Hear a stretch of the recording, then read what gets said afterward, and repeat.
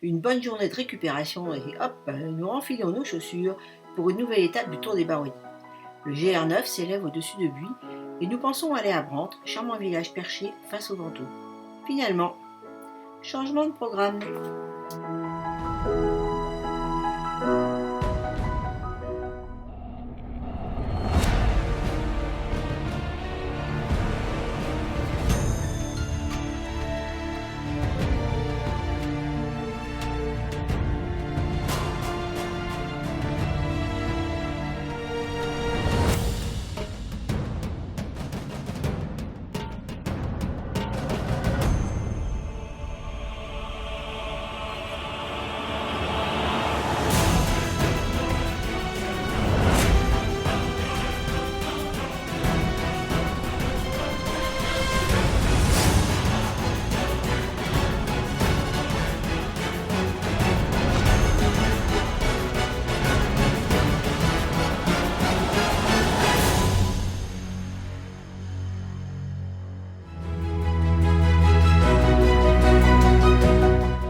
La première montée nous fait passer au pied de la montagne Saint-Julien, une ascension assez raide, embellie par le vol des vautours nombreux au-dessus de nous.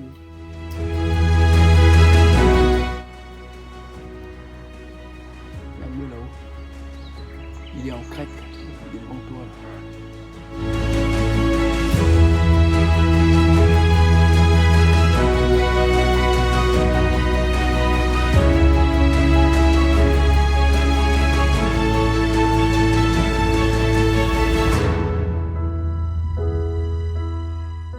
Nous commençons ensuite à marcher sur un chemin panoramique assez extraordinaire.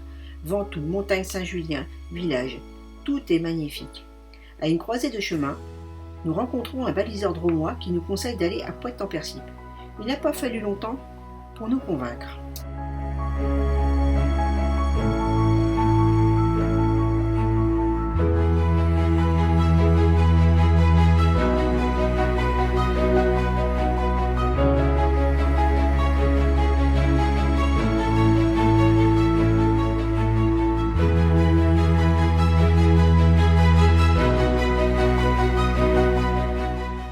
Un petit point d'eau, bien caché dans la végétation, est providentiel.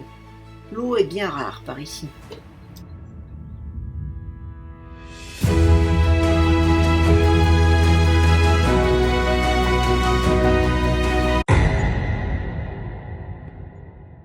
Pascal dit toujours la petite bête ne va pas manger la grosse. Mais impressionnant quand même, on a failli marcher dessus.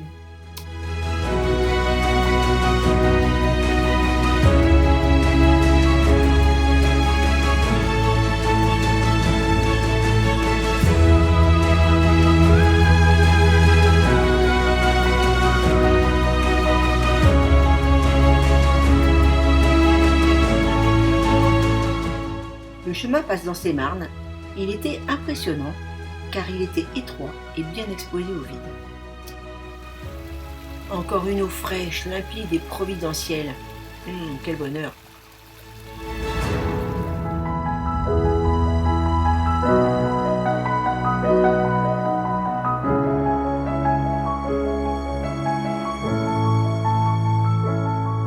Coucou les amis des bureaux.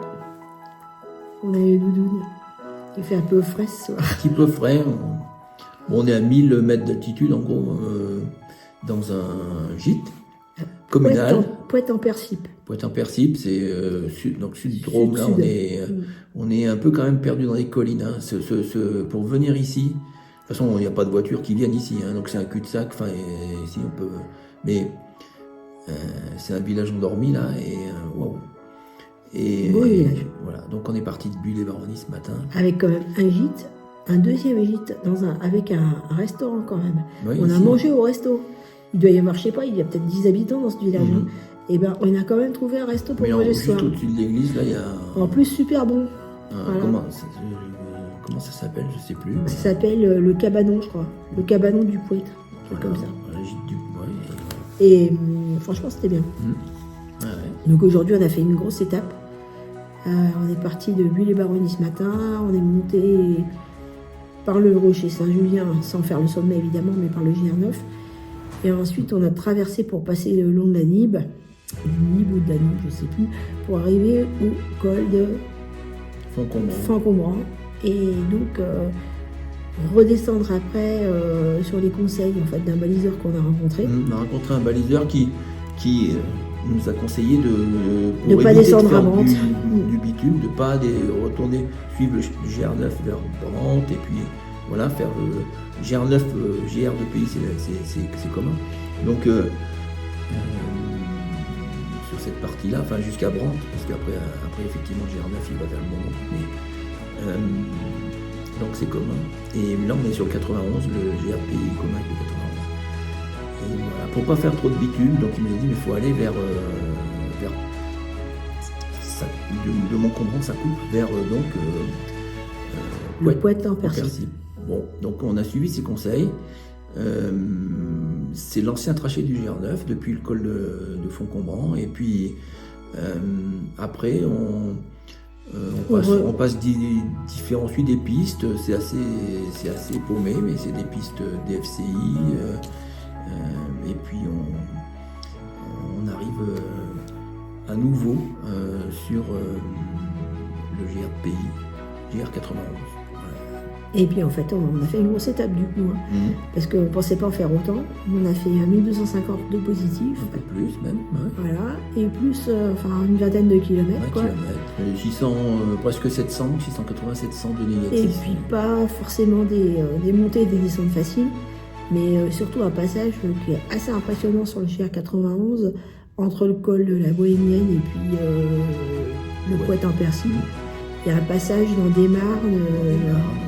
Avec un chemin étroit et beaucoup de vide, donc personne sensible s'abstenir. D'un ébouli là. C'est assez impressionnant. Ouais. Bon, on l'a bien géré, on n'a pas eu peur, on n'a pas été trop fatigué non plus, on était bien. On s'est reposé hier et ça nous a fait du bien. Voilà.